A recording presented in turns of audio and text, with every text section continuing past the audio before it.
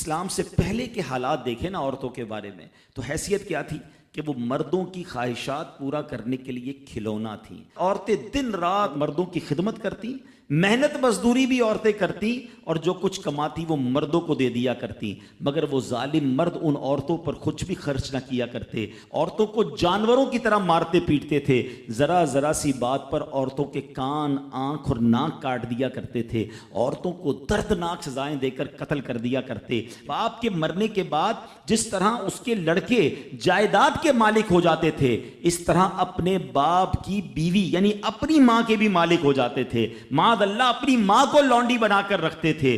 اللہ اکبر۔ عورتوں کو ان کے ماں باپ، بھائی بہن، شوہر کی میراث میں کوئی حصہ نہیں ملتا تھا، عورتیں کسی چیز کی مالک نہیں ہوتی تھیں۔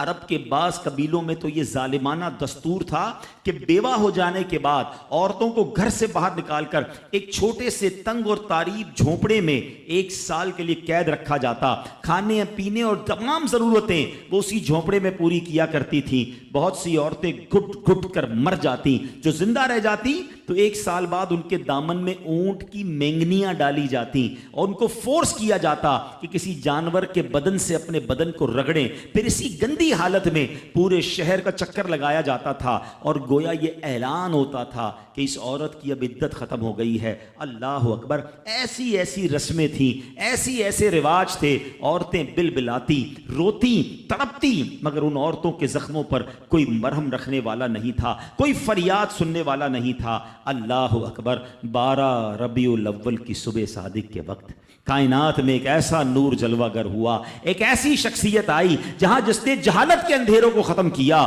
وہاں ساری دنیا کی عورتوں کے لیے ایک ایسے دکھ کا مداوا بن کر آئے۔ نبی پاک علیہ الصلوۃ والسلام ایسے احکامات لے کر آئے، اتنی پیاری شریعت اور مذہب لے کر آئے جس میں اللہ کے دین نے عورتوں کو ایسا مقام عطا کیا کہ سبحان اللہ، عورتوں کی قسمت کا ستارہ چمک اٹھا۔ اسلام کی بدولت ظالم مردوں کے ظلم و ستم سے کچلی اور روندی ہوئی عورتوں کا درجہ اس قدر بلند ہوا کہ عورت معاملات زندگی اور موت کے ہر مرحلے پر عورت کو باوقار مقام حاصل ہوا۔ مردوں کی طرح عورتوں کے بھی حقوق جو ہے وہ بیان کیے گئے، عورتوں کی حفاظت کے لیے احکام خداوندی نازل ہوئے، عورتوں کو مالکانہ حقوق مل گئے، عورتیں اپنے مہر کی رقموں، اپنی تجارتوں، اپنی جائیدادوں کی مالک بنا دی گئیں، اپنے ماں باپ، بھائی بہن، اولاد اور شوہر کی میراثوں کی وارث قرار دی گئیں۔ الغرض وہ عورتیں جو مردوں کی جوتیوں سے بھی زیادہ ذلیل و خوار تھیں، انتہائی مجبور و لاچار تھیں، وہ مردوں کے دلوں کا سکون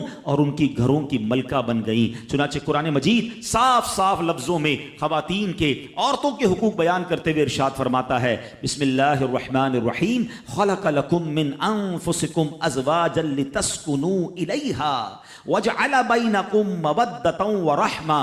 قرآن کہتا ہے، ترجمہ کنز الایمان، تمہارے لیے تمہاری جنس سے جوڑے بنائے کہ ان سے آرام پاؤ اور تمہارے آپس میں محبت اور رحمت رکھی۔ اب کوئی مرد نہ عورتوں کو مار پیٹ سکتا ہے، نہ ان کو گھروں سے نکال سکتا ہے، اور نہ کوئی ان کے مال و اسباب یا جائیدادوں کو چھین سکتا ہے، بلکہ ہر مرد پر مذہبی طور پر عورتوں کے حقوق ادا کرنے لازم ہیں۔ اللہ اکبر۔ گویا اسلام نے ظلم کا دروازہ بند کر دیا، کبھی ماں کے روپ میں، کبھی بیٹی کے روپ میں، کبھی بہن کے روپ میں، تو کبھی زوجہ کے روپ میں۔ اللہ اکبر۔ عورت کو ایک ایسا مرتبہ عطا فرما دیا کہ عورت کسی بھی روپ میں ہو، جب بھی اس کے جناب حقوق تلف کیے جائیں گے، نا انصافی کی جائے گی، اسلام وہاں پر اپنا کردار ادا کرتا ہے۔ اسلامی قوانین سامنے آتے ہیں، عورتوں کے حقوق بیان کیے جاتے ہیں۔